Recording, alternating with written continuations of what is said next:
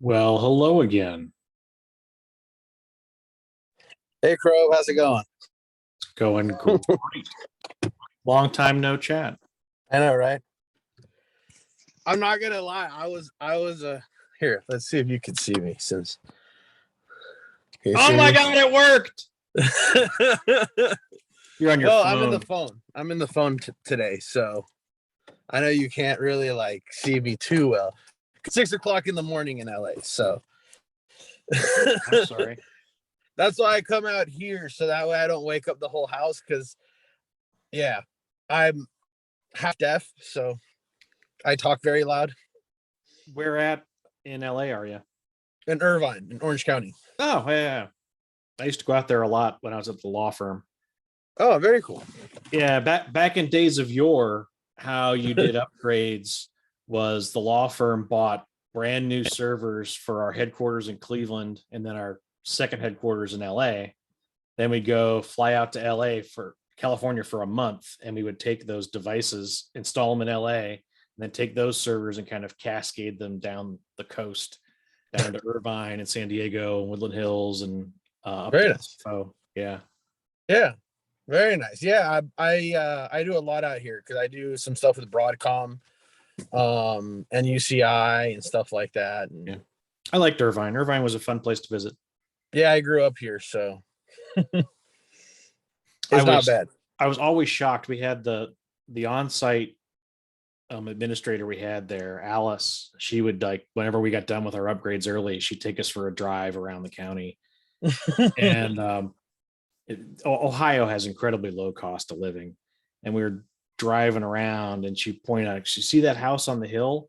Like, yeah, that used to be like Richard Nixon's house, and that just sold for like $3 million. And like, it's That's just a little crazy. shack. It's like, Yeah, 2,000 square feet. yeah. My mom's house is she lives in Westport. I mean, it's basically like a normal family home, but yeah, her house is like $1.5 million. And funny enough, two doors down from her lives the CEO or one of the founders of Vizio. Cool. Yeah, I remember that, like, because in Irvine, like, everyone's a celebrity. So we had Mark McGuire used to come to our church, and the CEO of Verizon. Fun. It's actually a funny story because Verizon has terrible signal in Irvine, and as it turns out, the CEO of Verizon had to rent some space from like our church from our parish because I grew up Catholic. So, but yeah, he had to rent some space to put up a fake tower to get cell phone reception at his house. I see. So yeah, Whereabouts in the world are you, Emily?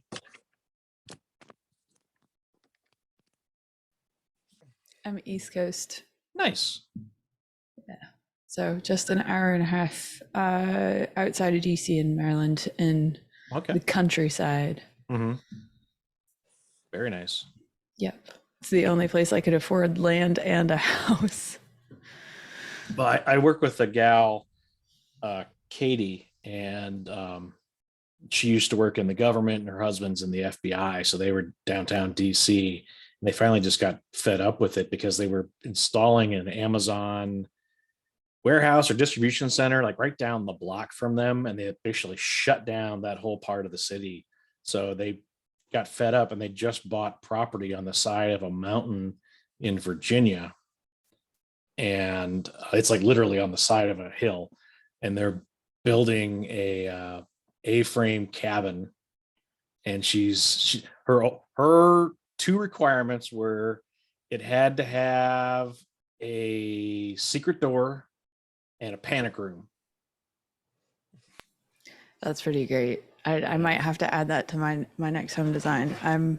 We're going to be building a house out in Colorado, and we own land as well. Not on the side of a mountain, but at the top of a mountain. So it'll be nice. We have family in Colorado. I enjoy going out there. what I found shocking here in Irvine that there are very little houses with a tub because that's one of my wife's requirements. Tub? And Yeah, it has to have the tub, and for that, your prices just skyrocket like $500,000 for a tub. I washed my cat in our tub once. I think my wife's taken 2 baths in 4 years. Yeah. But she's like, I don't know, I might want to take a bath one time. And I'm like, so let's pay $500,000 extra. I see. Well, I posted a link to our agenda. I'm sorry, Jennifer, what were you saying? I was just saying it's a cold, snowy morning here in Colorado. I heard you guys talking about Colorado. Ski resorts are opening. So that's one of our targets for retirement is potentially Colorado. it's way too overpriced anymore. It became California. I don't want to go to California. Yeah, it's way overpriced, like just like California. Yeah, my wife has cousins and they're in just east of downtown Denver. Like Parker area? I think so. Parker, There's a big park, like the Denver City Park, maybe. could be. And they were like 3 blocks from that. My wife used to, when we'd go out there, she'd go out there and run. Yeah, I'm north Denver, close to the airport. Ooh. But the average starter home, as you guys were talking about home prices, the average starter home in Colorado is pushing $700,000. So just like California. I see. And I know Art's in Pittsburgh. That's not very exciting. I am. It's not. Are we sharing where we live stories? Sure. Okay. I caught California on the way in. All right. I posted the agenda. If you have anything you'd like to talk about, please add it. The only topic I had was I would love to get the group's feedback on the total plan by Friday, because I'd like to get the proposal, that basically all the math done, and get that bundled up and wrapped up and formally given to the TAC next week. So please put your comments either in a PR directly to the document or add them to issue 32 documents. And did you put engagement model in, Randall? I did. All right. Want to talk about that? Yeah, I put on there, I think it's 1.4 and 2.2 are kind of both related to the same thing. So I was going to ask permission or what you guys thought if I just integrated the two, or I made 1.4 a sub item of the engagement model. So after the engagement model is established, then basically the outreach happens. Yeah, I don't have a problem with that. What does everybody else think?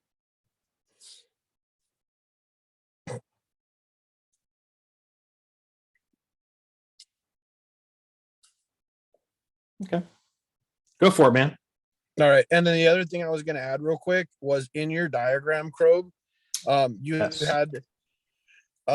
you already kind of established some service areas like communication, I think was one that was established. So did we want to start maybe like, because I know that we talked about the first structure, but I feel like maybe starting at least in service areas and then services would not be bad. And then we don't have to get into functions. Some functions, I know that they get real crazy with it, but at least service areas, and like then we can add the services underneath that. Would that be good for 2.1 to help?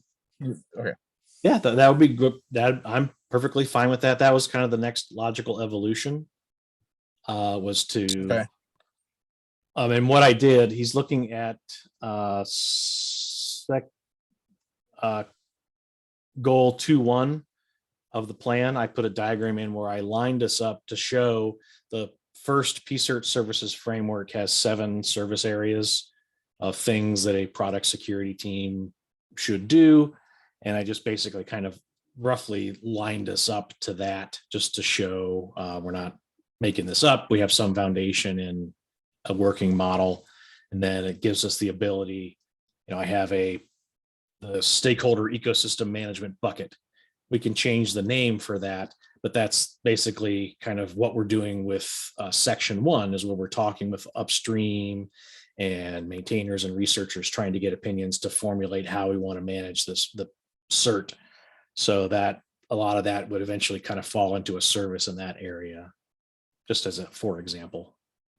I think coordination is our main service area right now. Yeah, and I got lazy. Mhm. Essentially, we need to have some type of intake. How do people get a hold of us so we're notified we need to do something and help? And then on the back end, how do we share that information? And that's where kind of the siren service idea comes in. That would be a particular service underneath that, like a service area 6 kind of thing. Another input that I had, this is last on my notes, is, and I kind of shared this with you, is that nowhere in the plan do we ever actually like say where we're going to identify stakeholders. And I know that stakeholders is on this diagram as well, stakeholder ecosystem management. So I just wanted to point that out, just because I feel like, I think that like the projects that we're going to be working with are kind of the more important stakeholders, but I think having, how would that work? Would it be like they would have to elect a representative, or some of them do have security teams, some of them do not?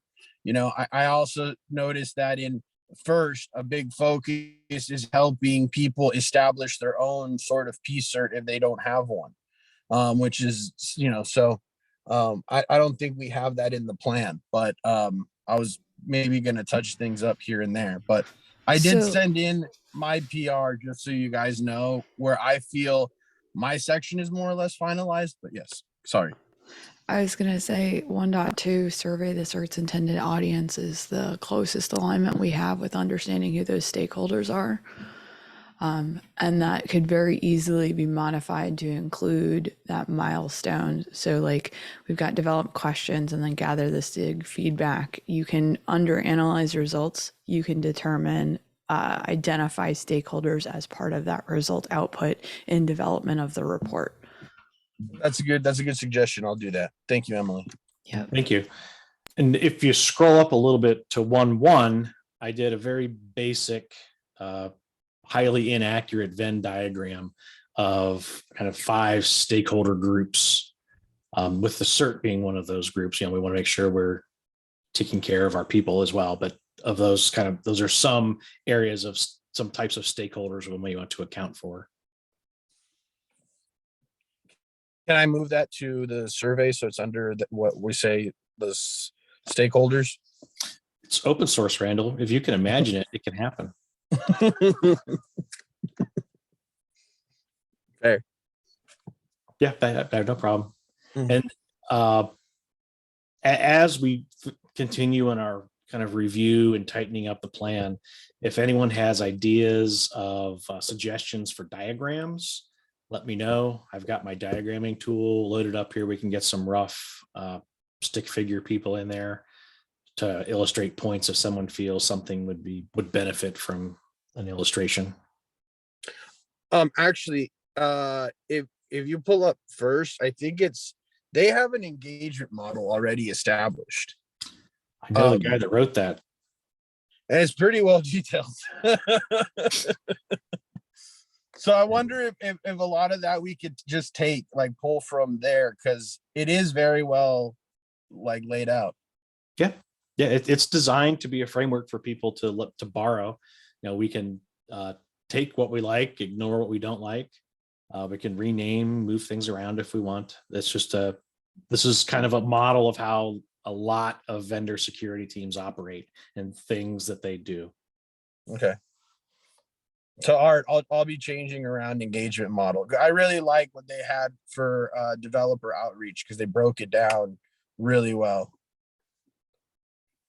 Hey, that guy did okay. Need to go back and revise it at some point. It's still in 1.1, right? It's still pretty new. Right. COVID hit and the P-CERT SIG kind of fell apart for a while. Well, I actually really like the document, so for what it's worth. Thank you. A lot lot of good work went into that from a lot of nice people. I imagine. So any other anything else we'd like to discuss today? Any other thoughts you might have for where we want to go next?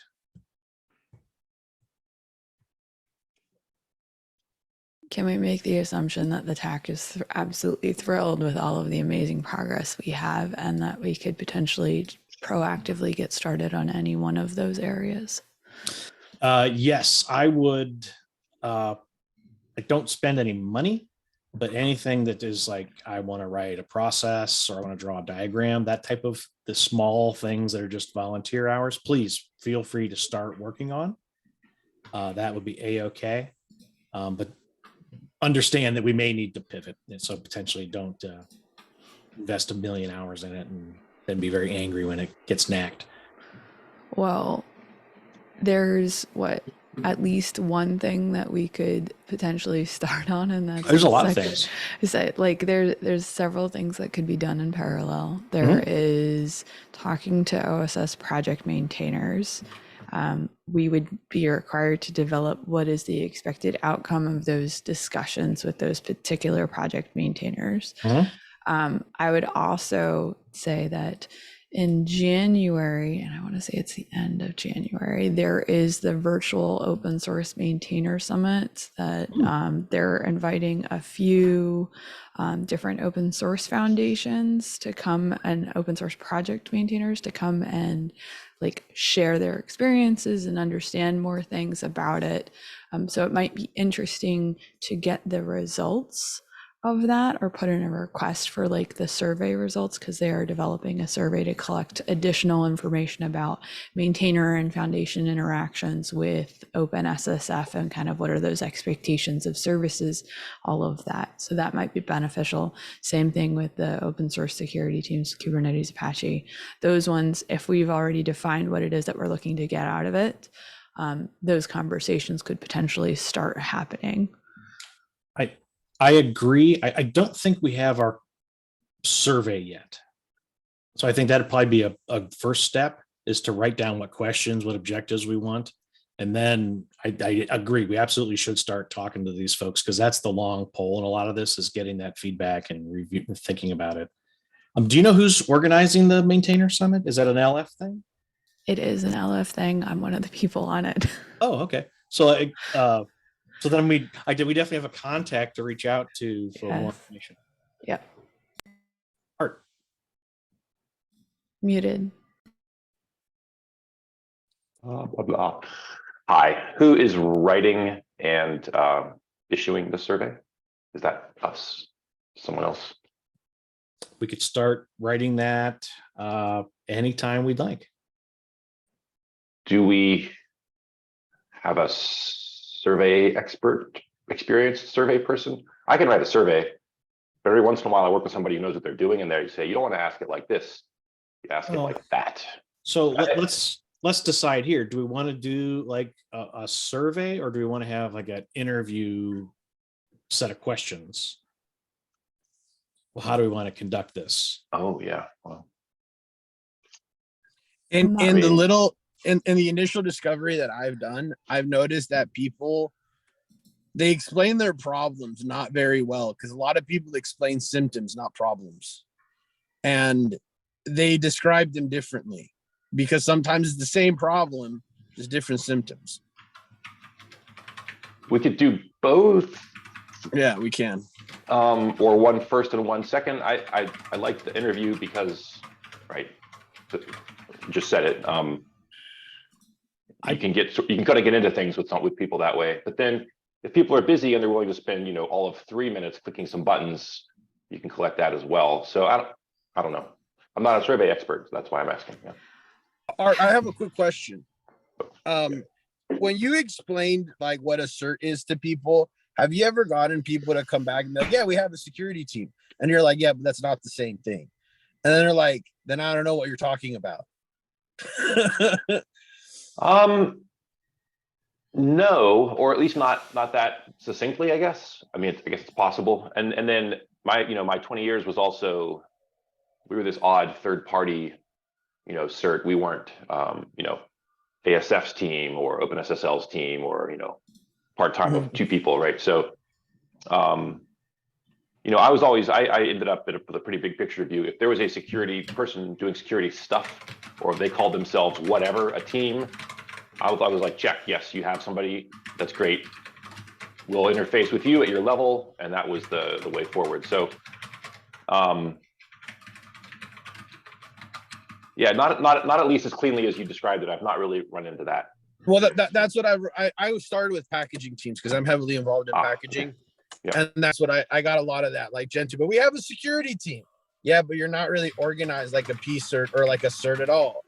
But why do you have to be? And then it gets into this like, yeah, but we've had this for like 20 years and we've never had an issue. Well, so, what a way I might go try to get through that is, here are the services or the things we might offer or the things we're asking if you want. Hey, here's 6 things. Do you already do these? Do you want these? And they say, no. All right, we're talking about different things. If they say we call it a foo and we do 5 of the 6 already, yeah, they have a P-SIRT. They just don't call it a P-SIRT, right? So sometimes you can kind of go below the label of the thing and sort things out. That's good advice. Yeah. Yeah, but again, I don't. We could do this a lot of different ways. I'm not an expert, but I think talking to people is good. But you're taking up people's time. It's time on us. Did you get a representative sample of all of open source? So my Well, as far as go ahead, Emily. My recommendation would be you can always start with a basic survey with some initial questions, and then depending on how some of those individuals respond, you can request to follow up with an interview, and then you can actually have that as a question if they are open to doing like a 30-minute or a 45-minute interview. Now, as far as the structure of the survey questions, I think that between the members of this group and our past life experiences and creating content for others, we can probably do a pretty reasonable job with the survey that's uncontentious and not purposefully designed to confuse or trip people up with trick questions.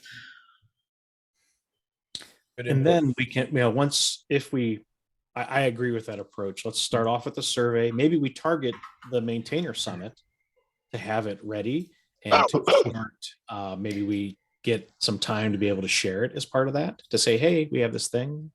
So the maintainer summit actually has a list of survey questions already. If you would like, I can read them to you. Ooh. Sure. So the intent of the survey, by the way, is to curate topics and questions and framing ideas for attendees once they're at the summit. Mm-hmm. So the first one is, how long have you been a maintainer or held a leadership position in a project? What is the most important security concern for your project in 2023? Are you familiar with the OpenSSF working groups or the mobilization plan? And then there's a follow-on question about that one, like, here's their mission to assist maintainers. What is the most challenging area of the project maintenance OpenSSF can assist with from a security perspective? So I can see us getting some good data out of that. For sure. Another question is, what areas are you most interested in seeing deliverables for, and how would you use them? What areas are you most concerned in seeing deliverables for, and what do you think should be focused on? If you were to partner with other project maintainers on solving a particular problem in open source security, what would it be? And how do you expect to be engaged in an open source maintainer when such efforts request your participation and influence? And then the last 3 are, if you could pick one thing for the betterment of all open source, what would it be? Have you been involved in any of those activities? If so, if one, which ones? And if there were 3 things and OpenSSF and its groups needed to know in order to be successful, what is it? So it's really about soliciting that information back from them. The results of that could be super beneficial, at least giving us the right headspace, and then we can potentially develop a follow-on after that based off of those results, because we don't want to ask the same questions of folks. Right. Who sees and might respond to that survey? That survey is going to be sent out to 40 individuals. I think that's the last count. It's a closed invitation. Who have registered for the Yeah, they've reached out to a few different foundations, and I don't remember what the current status on all that is. There is a public Slack channel in OpenSSF. It's the Virtual Maintainer Summit Slack channel. So if you drop a line in there and want to check things out, there has been some discussions going on. No, I was asking the question sound at a quick glance, like, sounds like a good first survey for us, almost straight up. So I was asking, is it something we can reach everyone or a wider audience with? But you've already got a plan for it. I don't want to mess up the, Well, we can certainly start with this one, and then there should be no reason why we can't take the same questions and like reissue it to more folks later. Okay. Randall. Just kind of going over what I found out. So like if you were to ask all the packaging teams, pretty much they'll all give you an explanation of why they fix things for their group of users separately. And then if you ask upstream, they'll tell you they shouldn't do that. So what I'm trying to say is that I feel like in certain groups, you'll kind of like boil it down to like a root problem, is what I'm trying to say.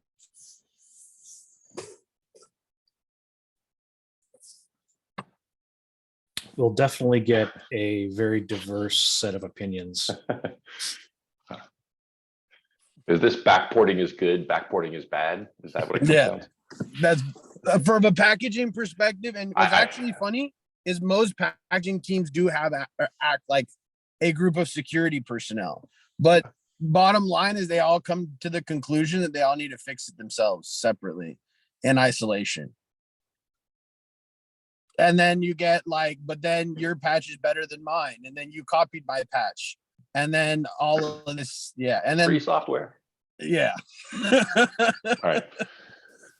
Okay, no, that'll be interesting to take a look at that stuff too. Right. So Randall's going to make the adjustment to the plan we talked about. Are there any other things we'd like to discuss today? Maybe we probably should put maybe a milestone in to say around the members, the maintainer summit, to kind of in review that survey material when it's available. But any other things we need to account for or talk about today, Randall? I wanted, so are we a distributed type of SIRT? Just to clarify? Yeah. That's not in the plan. Should that be added somewhere in the plan or explanation of the plan? We can. I think a lot of like the governing board isn't going to understand the nuances of the framework. Oh yeah. We will be distributed because we don't operate underneath a central authority. We're not all paid the same. We don't have control. We don't have captive engineers. We aren't beholden to product managers, so to speak. You mean distributed in the PSIRT framework services Right. sense? Okay. Yep. Right. And we aren't doing the work. We're trying to influence the work. Another quick question that I have, Crow, final question, I promise. I noticed that in the section 2 plan, you have it where basically like milestones and all the sections kind of make up a sub number. So you have like let me pull it up. You have 2, and then you have like 2.1.1, which is explanation. I basically axed all that because like the markdown lint doesn't really like it when you have headers on headers. And I don't know if you want me to re-add it on mine because they all have it, but I just took out explanation. Yeah, I would. I see the numbering now. I would knack the numbering because again, explanation is just describing what this topic area is, why we want this goal, and it's not necessarily something that we will be. There aren't any costs or any resources needed for the explanation. I need to start with the key steps and milestones would be.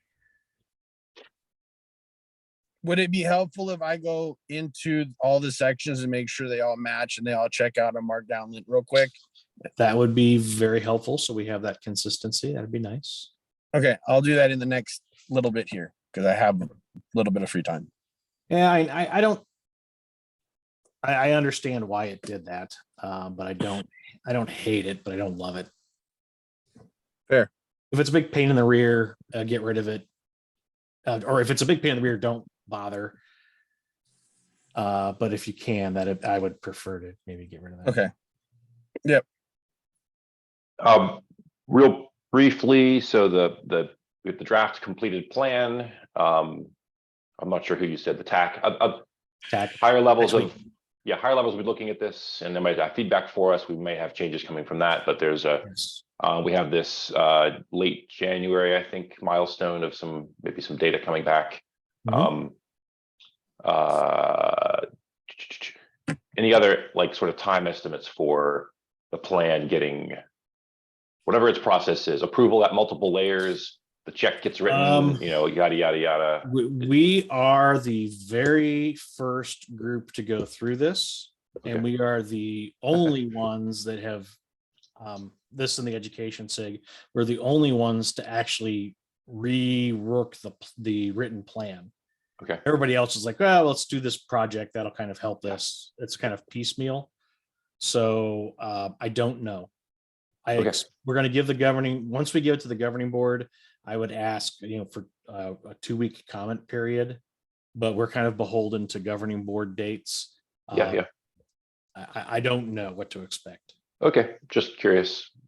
I would imagine that since some of these funds have already been allocated by the members, that some pieces may be able to ramp up quickly if there's a cost involved.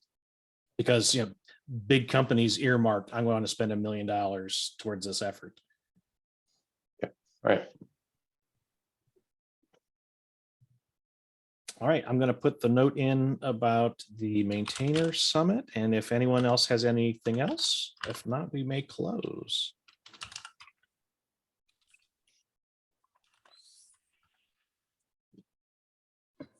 All right, well, thank you all for your time and attention. I appreciate your feedback and work.